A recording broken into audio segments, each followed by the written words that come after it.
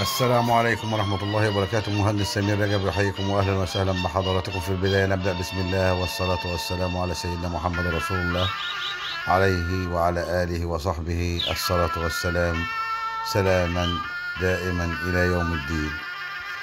النهاردة بنقول لحضراتكم احنا عندنا العجلات الهولشتاين اللي هي من عمر شهر لغاية العجلات اللي هي بعد الفطام، والعجلات اللي هي عمر 7 شهور، والعجلات تحت العشار، والعجلات العشار. ونظرا لقفل الاستيراد اليومين دول، فطبعا وبالتالي العجلات سعرها يرتفع يوم عن يوم. فطبعا النهارده اغتنم الفرصة، لأن السعر اللي هتاخد بيه النهارده أنت أولى إن يزيد عليك 5000 أو 7000 في العجلة.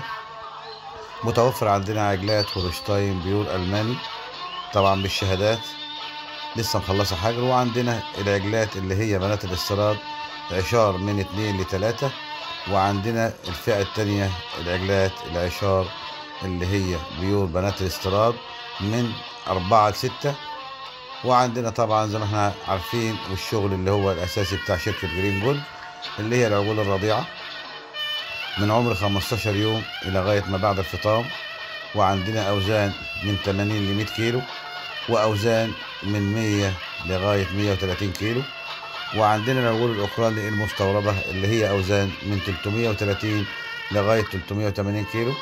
وبننوه برضو على العجول الجنوب البرازيلي إلى أوزان 250 كيلو.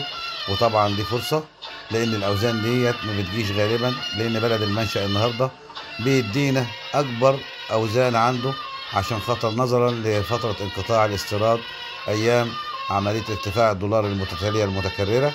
والنهارده طبعا العمليه استقرت شويه، لكن ما زال السعر طبعا برضه غالي مرتفع بعض الشيء. فالنهارده اغتنم الفرصه. عندنا العجول الجنوب البرازيلي السلالات انجوس، ليموزين، شاروليه، سيمنتال، براون، تمام.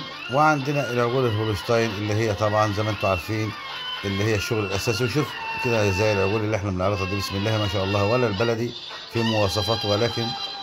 والسلام عليكم ورحمه الله وبركاته.